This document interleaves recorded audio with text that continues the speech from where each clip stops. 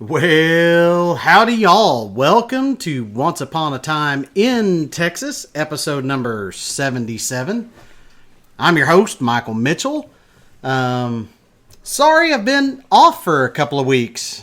Just had lots going on, getting the wife and kids prepped to go back to school since my wife Jessie is a teacher. She's been back now most of this week. And the kids have been, well, the two older ones, our daughters, have been doing band stuff. And we just had a lot going on. And it was just hard for me to sit down and do the podcast. So first and foremost, I'm sorry, guys. And for those of y'all that have reached out and said, is everything okay? Man, I sure appreciate it. Yeah, everything's fine. Just, my God, just busy. Busy. And I'll give a shout out to Michael Kurtz. Thank you for giving me a hard time and then letting me know that you have now caught up on the Once Upon a Time podcast. And you're ready for another one. So here you go. Other stuff going on too. I mean, like I said, been busy. My oldest daughter, Lorelei, we have started on her Eagle Scout project. That's been going on now for about a month, and we were finally able to get to the part where all of our scouts could participate and start doing some painting, things like that. So it's an elevated archery stand that's going to be given to Northwest Texas Field and Stream for people to be able to practice shooting archery from an elevated position, which is a little different than shooting at ground level. So that, and the hope is that they can move into actually doing some youth archery competition stuff. So yeah, like I said, back to school, had the Eagle Project. I'm also chair of the City Revitalization Committee, which they're starting kind of the revitalization process in my neighborhood right here in central Wichita Falls. So that's been interesting going through that process. I'm also the president for the Wichita Falls Southwest Rotary Club. So if anybody is here locally in Wichita Falls and is interested in joining something good, being a part of something good, then come on, be my guest. Would love to have you there at Southwest Rotary. We meet on Mondays at noon at the Multi-Purpose Event Center right here in Wichita Falls. So anyway, got all that kind of stuff going on. And again, not whining or complaining. Just it is what it is. As well as the mortgage stuff. For those of y'all that don't know, the mortgages should pick up here for too long. Because rates are starting to slide down. So that's good. So if you've been interested in buying a house and you're waiting for rates to go down, here's your chance. Just know if you're waiting for them to get back down into the 2s and 3s, you might be waiting until you die. So don't wait too long. If you want to get a house, go out and get it. So I often wonder about place names and where they come from. And recently, Dallas-Fort Worth popped up. Most people shorten the whole area to DFW or just the Metroplex, and everybody here knows what we're talking about. And there's other places in the world that are kind of like that are actually two different towns, but they just, shorten it all into one. And so, but, what is some of the two towns' history?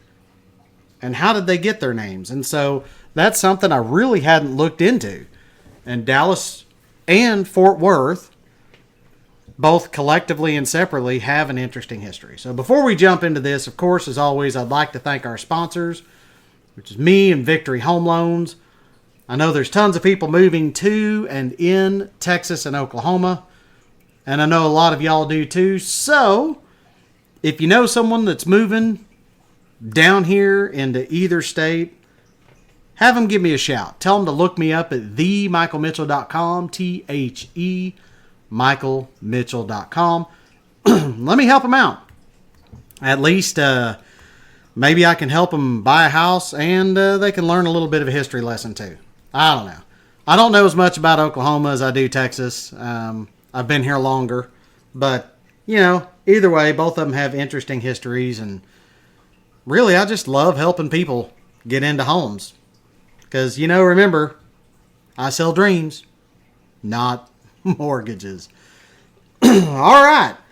So where did this week's idea come from? Well, I forget who I was talking to, but I was talking to someone, as I often do, about a week or two ago. And, they said, when did Dallas-Fort Worth become one city? And I was like, whoa, they are actually two very different cities. And it was obviously somebody that wasn't from around here, is like they're passing through. But they'd heard everybody just talking about DFW. And they looked it up and they said, Dallas-Fort Worth. And so they just assumed that the two cities had just combined. And so, I'll also say recently my folks did a Viking cruise on the Danube River over in Europe. And they started in Budapest, Hungary.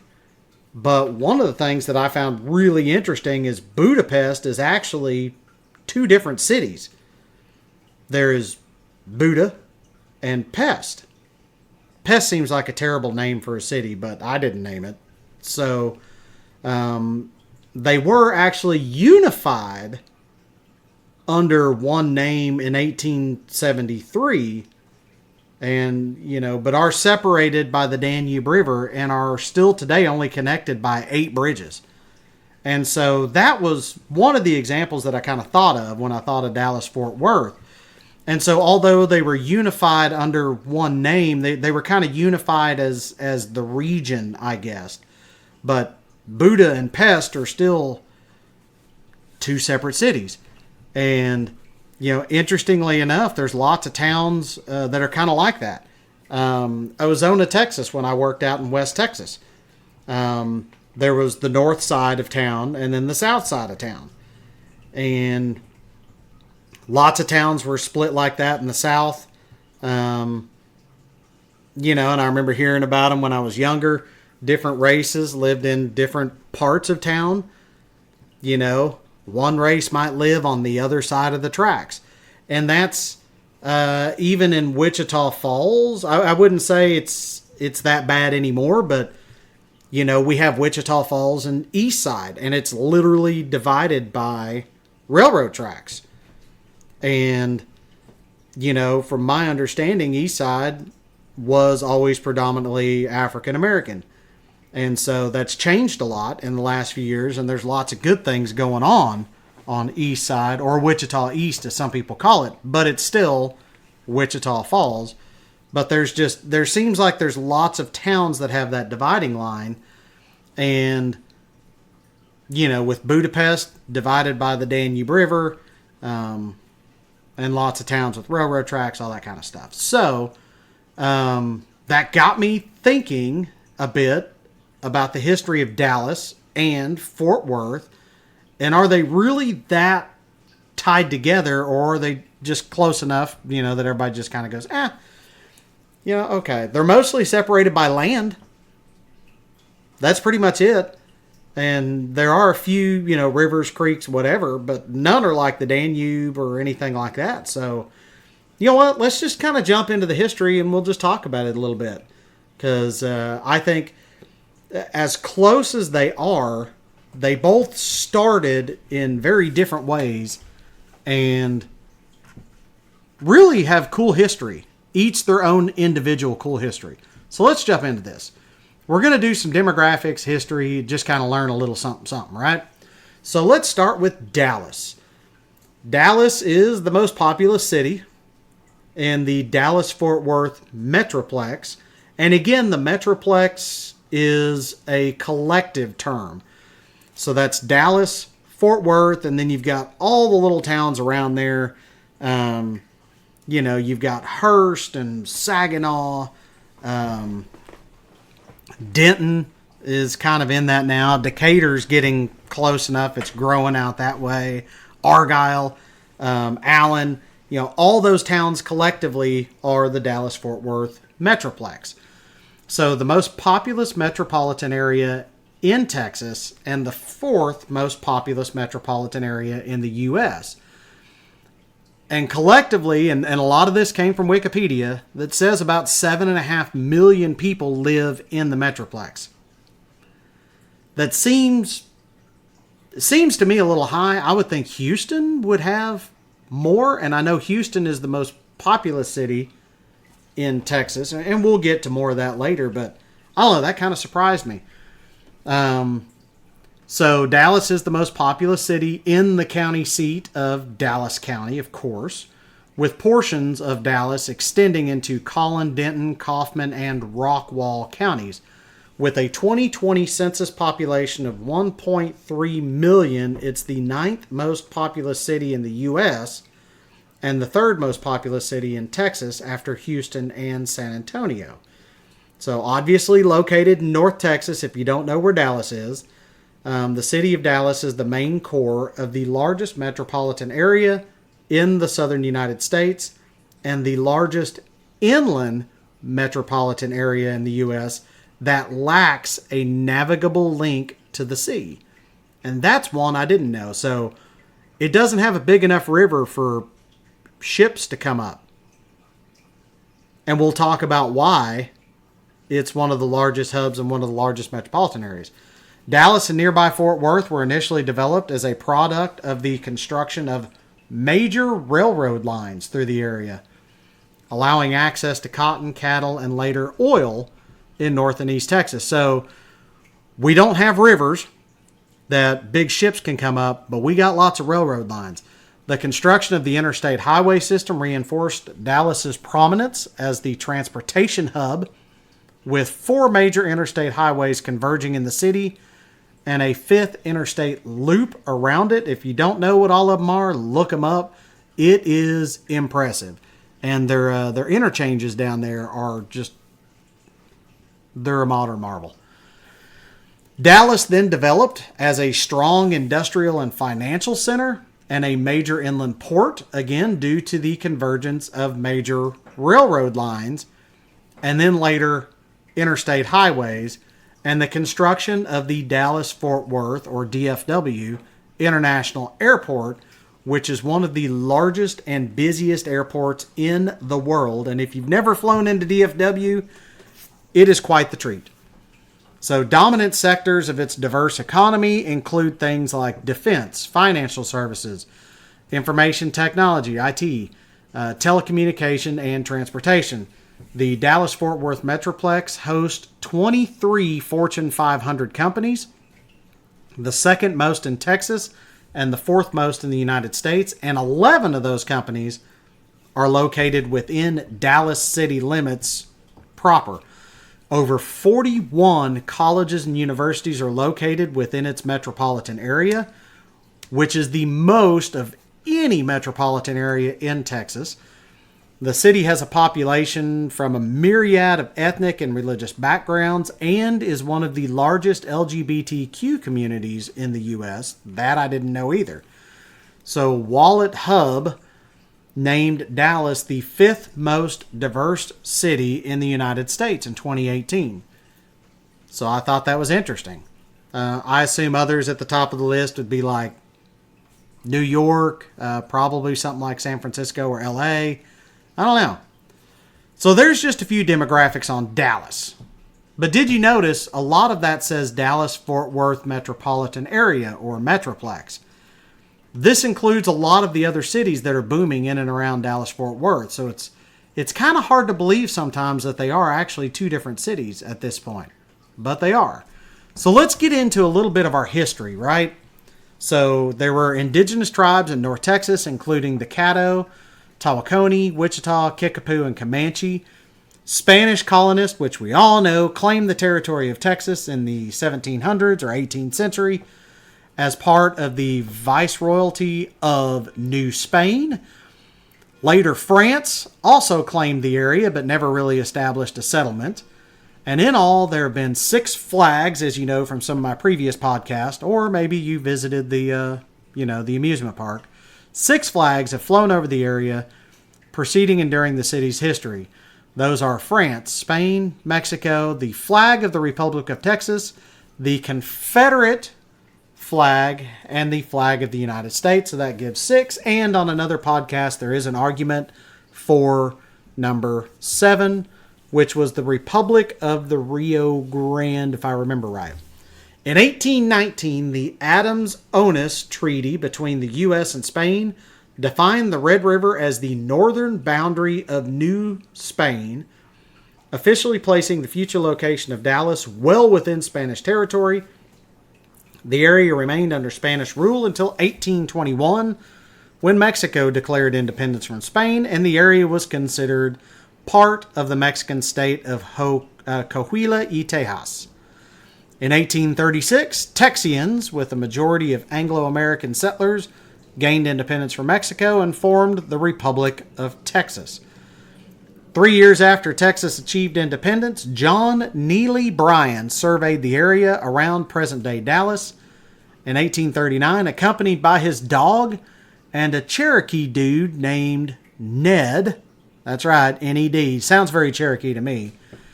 They planted a stake in the ground on a bluff located near Three Forks of the Trinity River, and then they left.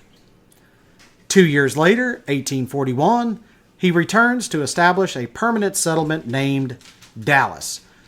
The origin of the name is uncertain. However, the official historical marker states it was named after Vice President George M. Dallas of Philadelphia, Pennsylvania. However, this is disputed, as often things are. Other potential theories for the origin include the guy's brother, Commodore Alexander James Dallas, as well as brothers Walter R. Dallas and James R. Dallas. A further theory gives the ultimate origin as the village of Dallas, Moray, Scotland. Similar to the way Houston, Texas was named after Sam Houston, whose ancestors came from the Scottish village of Houston, Renfrewshire. So it could have been named after several different dudes, or it could have been named after Dallas, Scotland. Who knows? The Republic of Texas was annexed by the United States in 1845, and Dallas County was established the following year. Dallas was formally incorporated as a city on February 2nd, 1856. In the mid-1800s, a group of French socialists established La Réunion, a short-lived community along the Trinity River in what is now West Dallas.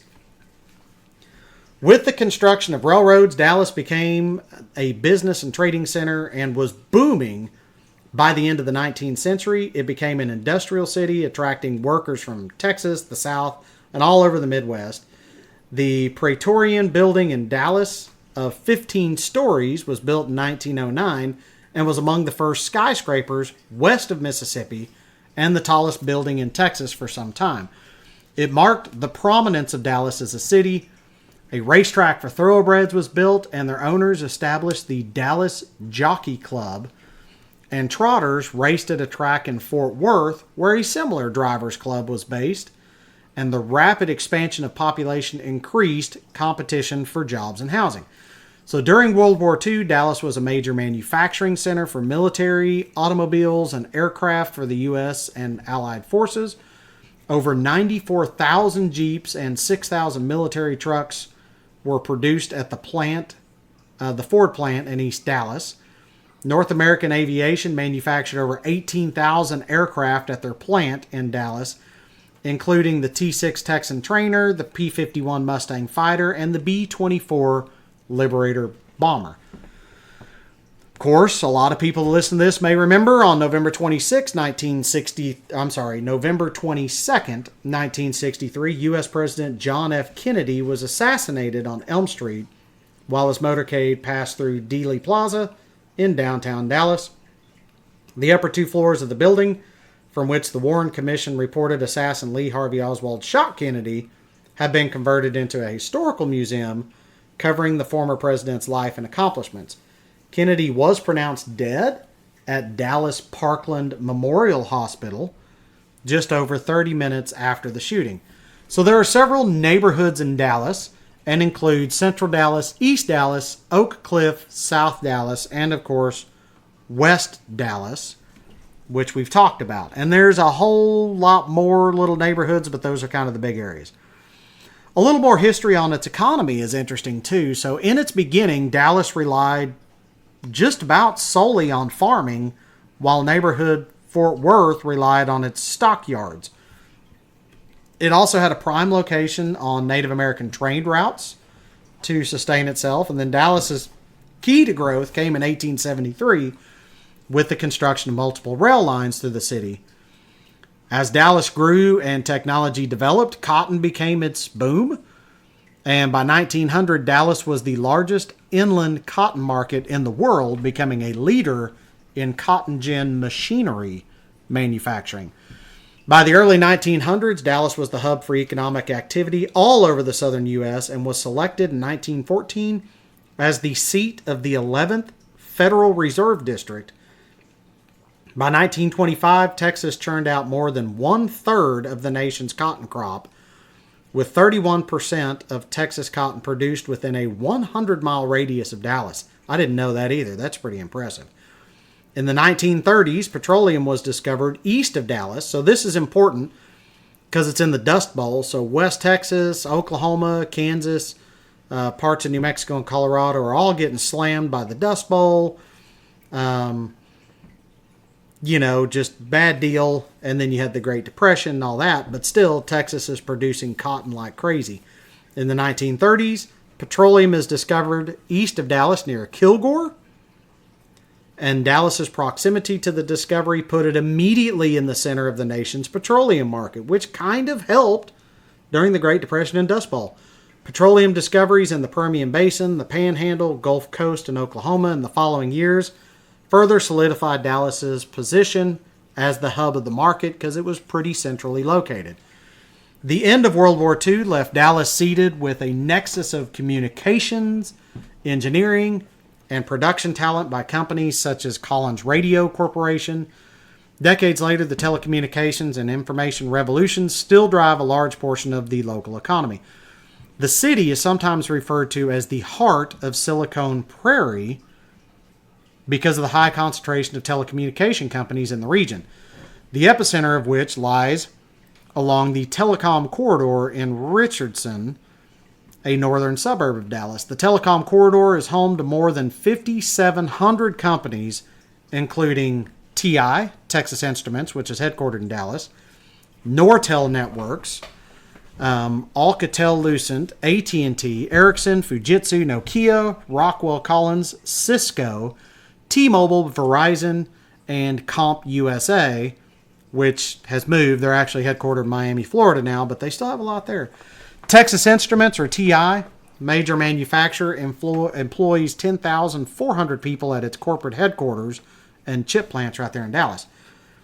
In the 1980s, Dallas was a real estate hotbed with the increasing metropolitan population, bringing with it a demand of new housing and office space. Several of downtown Dallas's largest buildings are the fruit of this boom, but, over speculation, the savings loan crisis, and the oil bust brought the 1980s building boom to an end for Dallas, as well as its sister city, Houston. Between the late 1980s and the early 2000s, Central Dallas went through a slow period of growth. However, since the early 2000s, the central core of Dallas has been enjoying steady and significant growth, encompassing both repurposing of older commercial buildings in downtown Dallas into residential and hotel uses, as well as the construction of new office and residential towers. So, the Dallas-Fort Worth area has one of the largest concentration of corporate headquarters for publicly traded companies in the U.S. So, Fortune Magazine's 2022 annual list of Fortune 500 in America indicates the city of Dallas had 11 Fortune 500 companies, and the DFW region as a whole had 23. As of 22, DFW represents the second largest concentration of Fortune 500 headquarters in Texas and the fourth largest in the U.S., behind the metropolitan areas of Houston, Chicago, and New York. So with all of this, I haven't even gotten to the arts and culture, museums, sports, parks and recs, etc. Dallas really has a lot going on. But enough about Dallas. Let's skedaddle right on over to Fort Worth. So let's learn a little something about this history, which in my opinion is not necessarily more interesting than Dallas, but it's certainly different. So let's get into some demographics. So the city of Fort Worth was established in 1849 as an army outpost on a bluff overlooking the Trinity River. So both of them are out on the Trinity. Fort Worth has historically been the center of the Texas Longhorn cattle trade. It still embraces its Western heritage and traditional architecture and design. The USS Fort Worth, numbered LCS 3, is the first ship of the United States Navy named after a city. Nearby Dallas has held a population majority as long as records have been kept, yet Fort Worth has become one of the fastest growing cities in the U.S. at the beginning of the 21st century, nearly doubling in population since 2000. The Treaty of Bird's Fort between the Republic of Texas and several Native American tribes was signed in 1843 at Bird's Fort in present-day Arlington, Texas. So Article 11 of the treaty provided that no one may pass the line of trading houses, so at the border of the Indians' territory, without permission of the President of Texas, and may not reside or remain in the Indians' territory. These trading houses were later established at the junction of Clear Fork and the West Fork of the Trinity River at present-day Fort Worth. A line of 7 army posts was established in 1848 and 1849 after the Mexican War to protect the settlers of Texas along the western American frontier, and included Fort Worth, Fort Graham, Fort Gates, Fort Croghan, Fort Martin Scott, Fort Lincoln, and Fort Duncan. Originally, 10 forts had been proposed by Major General William Jenkins Worth, who commanded the Department of Texas in 1849. In January 1849, Worth proposed a line of 10 forts to mark the western Texas frontier from Eagle Pass to the confluence of the West Fork and Clear Fork of the Trinity River. 1 month later, Worth dies of cholera in South Texas, so why not name a fort after him? General William S. Harney assumed command of the Department of Texas and ordered Major Ripley A. Arnold to find a new fort site near the West Fork and Clear Fork of the Trinity. On June 6, 1849, Arnold, advised by Middleton Tate Johnson, established a camp on the bank of the Trinity River and named the post Camp Worth in honor of the late General Worth. In August 1849, Arnold moved the camp to the north-facing bluff, which overlooked the mouth of the Clear Fork of the Trinity River. The United States War Department officially named the post Fort Worth on November 14, 1849. Since its establishment, the city of Fort Worth continues to be known as where the West begins. So then, E.S. Terrell, a guy named E.S. Terrell from Tennessee, claims to be the first resident of Fort Worth. The fort was flooded the first year and moved to the top of the bluff. The current courthouse was built on this site, and the fort was abandoned September 17, 1853, and no trace of it remains, which is kind of a shame. As a stop on the legendary Chisholm Trail, Fort Worth was stimulated by the business of cattle drives and became a brawling, bustling town. Millions of heads of cattle were driven north to market along this trail. Fort Worth became the center of the cattle drives and later the ranching industry. It was given the nickname of Cowtown.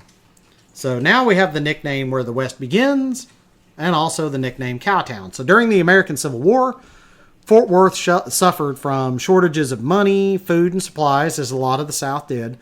The population dropped to as low as 175 people. Not 175,000, 175, but began to recover during Reconstruction. By 1872, a guy named Jacob Samuels, Jacob Samuels, William Jesse Boaz and William Henry Davis had opened general stores. The next year, Kleber M. Van Zant established Tidball, Van Zant and Company.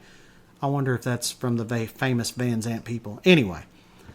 And then that later, so Tidball, Van Zant and Company later became Fort Worth National Bank in 1884. In 1875, the Dallas Herald published an article by a former Fort Worth lawyer, Robert E. Cowart, who wrote that the decimation of Fort Worth's population caused by the economic disaster and hard winter of 1873 had dealt a severe blow to the cattle industry. Added to the slowdown due to the railroad stopping the laying of track 30 miles outside of Fort Worth, Cowart said that Fort Worth was so slow that he saw a panther asleep in the street by the courthouse. Although this was an intended insult, the name Panther City was enthusiastically embraced when in 1876 Fort Worth recovered economically, and many businesses and organizations continue to use panthers in their name. And a panther is set at the top of the police department badges. So now we have Where the West Begins, Cowtown, and Panther City. So the Panther City tradition is also preserved in the names and designs in some of the city's geographical and architectural features, such as Panther Island on the Trinity River. There's panthers at the Flatiron Building, the Fort Worth Central Station, and in 2 or 3 sleeping panther statues around town. In 1876, the Texas and Pacific Railway finally was completed to Fort Worth, stimulating a boom and transforming the Fort Worth stockyards into a premier center for cattle wholesale trade. Migrants from the devastated, war-torn South continued to swell the population, and small community factories and mills yielded to larger businesses. Newly dubbed the Queen City of the Prairies, Fort Worth supplied a regional market via the growing transportation network. So now we've got the Where the West Begins, Cowtown, Panther City, and the Queen City of the Prairies. Why not? Hell, every other decade we'll just give it a damn nickname and people will flock to it. Why not, right? So Fort Worth became the westernmost railhead and a transit point for cattle shipment. Louisville Niles, a Boston, Massachusetts-based businessman and main shareholder in the Fort Worth Stockyards Company, is credited with bringing the 2 biggest meat packing firms at the time, Armour and Swift, to the stockyards. So with the boom times came a variety of entertainments and related problems. So Fort Worth had a knack for separating cattlemen from their money, which is pretty easy to do. Cowboys took full advantage of their last brush with civilization before the long drive on the Chisholm Trail from Fort Worth north into Kansas. They stocked up on provisions from local merchants, visited saloons for a bit of gambling and carousing, of course, then rode northward with their cattle, only to whoop it up again on their way back. The town soon became home to Hell's Half Acre, the biggest collection of saloons, dance hall, and bawdy houses, bawdy being B-A-W-D-Y, which I assume, I guess, are cat houses, whore houses, whatever. They became, let's see, this is the biggest collection south of Dodge City, which was considered the northern terminus of the Chisholm Trail. So giving Fort Worth the nickname of Paris on the Plains. So there we go. Paris on the Plains, Queen City of the Prairie, what was it? Oh, Panther City, and the Gateway to the West. Why not? So now we got 5 nicknames. So certain sections of towns were off limits for proper citizens. Shootings, knifings, muggings, and brawls became a nightly occurrence. Cowboys were joined by a motley assortment of buffalo hunters, gunmen, adventurers, and crooks. Hell's Half Acre, also just simply known as The Acre, expanded as more people were drawn to the town. So I don't know, it was probably actually Hell's 10 Acres by the time it was done. Occasionally, The Acre was referred to as the Bloody Third Ward, after it was designated one of the city's 3 political wards in 1876. By 1900, the acre covered 4 of the city's main north-south thoroughfares. Local citizens became alarmed about the activities and elected Timothy Isaiah Long-Hair Jim Courtright in 1876 as city marshal with a mandate to tame it. I don't even get where they got Long-Hair Jim. That's weird. Anyway, so Courtright sometimes collected and jailed 30 people on a Saturday night, but allowed the gamblers to operate as they attracted money to the city because, I mean, people are going to spend their money, so why the hell not let them gamble, right? So after learning that train and stagecoach robbers such as Sam Bass Gang were using the area as a hideout, he intensified law enforcement, but certain businessmen advertised against too many restrictions in the area as having bad effects on the legitimate businesses. Gradually, the cowboys began to avoid the area as businesses suffered. The city moderated its opposition, and Courtright lost his office in 1879. So there you go. So only 3 years he was in office. Despite crusading mayors such as A.S. Broyles and newspaper editors such as B.B. Paddock, the acre survived because it generated income for the city. Of course, all of it was illegal, and it also created excitement for visitors. Longtime Fort Worth residents claimed the place was never as wild as its reputation, but during the 1880s, Fort Worth was a regular stop on the gambler circuit by guys like Bat Masterson, Doc Holliday, and the Earp brothers. James Earp, the eldest of his brothers, lived with his wife in Fort Worth during this period, and their house was at the edge of Hell's Half Acre at 9th and Calhoun, and he often tended bar at the Cattleman's Exchange Saloon in the uptown part of the city. So reforming citizens objected to the dance halls where you could see women's ankles, which was just terrible, and it's also where men and women mingled. By contrast, the saloon and gambling parlors had primarily male customers. In the late 1880s, Mayor Broyles and County Attorney R.L. Carlock initiated a reform campaign. In a public shootout on February 8, 1887, Jim Courtright, Long-Hair Jim maybe, was killed on Main Street by Luke Short, who claimed he was the king of Fort Worth gamblers. As Courtright had been popular when Short was jailed for his murder, rumors floated of lynching him. Short's good friend Bat Masterson came armed and spent the night in his cell to protect him. The first Prohibition campaign in Texas was mounted in Fort Worth in 1889, allowing other business and residential development in the area. Another change was the influx of black and African American residents, excluded by state segregation from the business end of town and the more costly residential area. The city's black citizens settled in the southern portion of town. The popularity and profitability of the acre declined, and more derelicts and the homeless were seen on the streets. By 1900, most of the dance halls and gamblers were gone. Cheap variety shows and prostitution became the chief forms of entertainment. Some progressive politicians launched an offensive to seek out and abolish these perceived vices as part of the broader progressive era package on reforms. In 1911, the Reverend J. Frank Norris launched an offensive against racetrack gambling in the Baptist Standard and used the pulpit of the First Baptist Church of Fort Worth to attack vice and prostitution when he began to link certain Fort Worth businessmen with property in the acre and announced their names from his pulpit. The battle really heated up because why not call people out, right?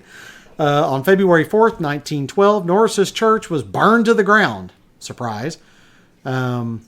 His enemies tossed a bundle of burning oiled rags onto his porch, but the fire was extinguished and caused minimal damage to his house. A month later, the arsonist succeeded in burning down the parsonage. In a sensational trial lasting a whole month, Norris was charged with perjury and arson in connection with the two fires. He was acquitted, but his continued attacks on the acre accomplished little until 1917. A new city administration and the federal government, which was eyeing Fort Worth as a potential site for a major military training camp, joined forces with the Baptist preacher to bring down the final curtain on the acre.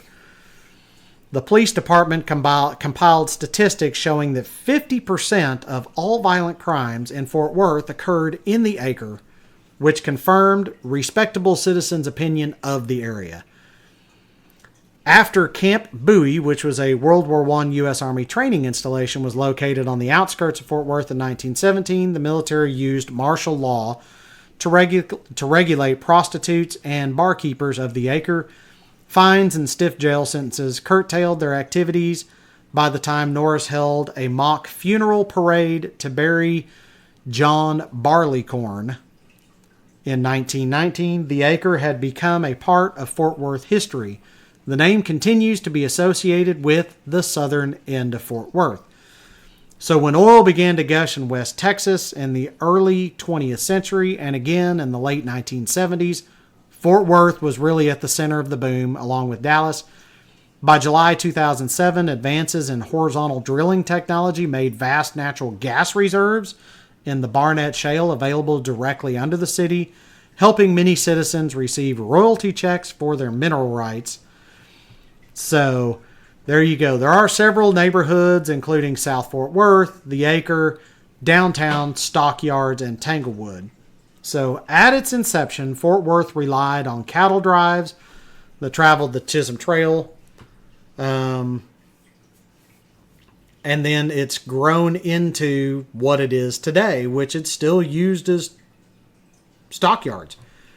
So since the 20th century, since the late 20th century, several major companies have been headquartered in Fort Worth.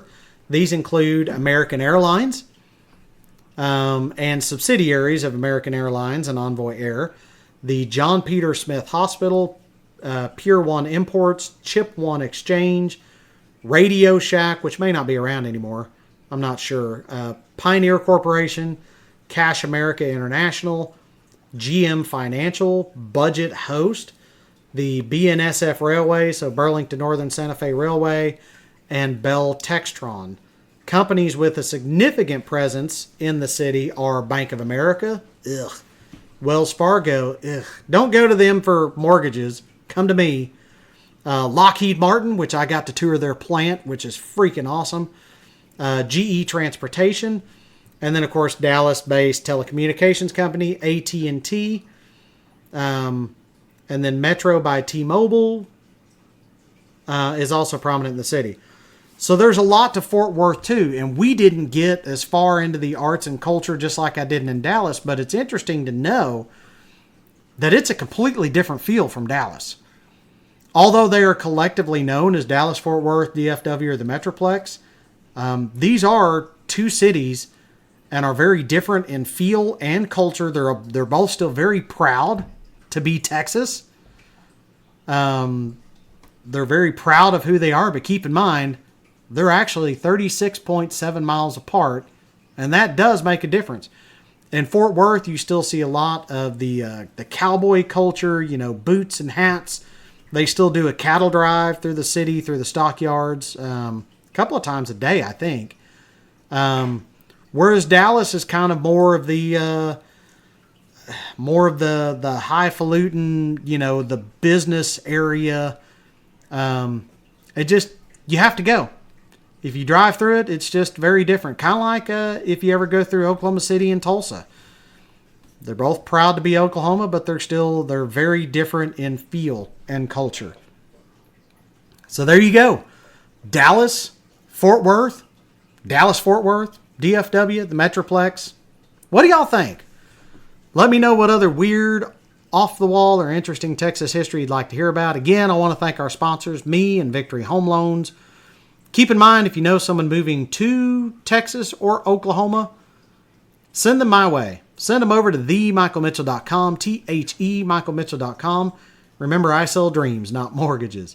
I love making people laugh and smile, and I really do like helping people get into homes of their own. Thank y'all for tuning in to Once Upon a Time in Texas, episode number 77. Sorry I was off the air for a couple of weeks, but hang with me. As always, remember the stars at night are big and bright, deep in the heart of Texas. Y'all have a great week.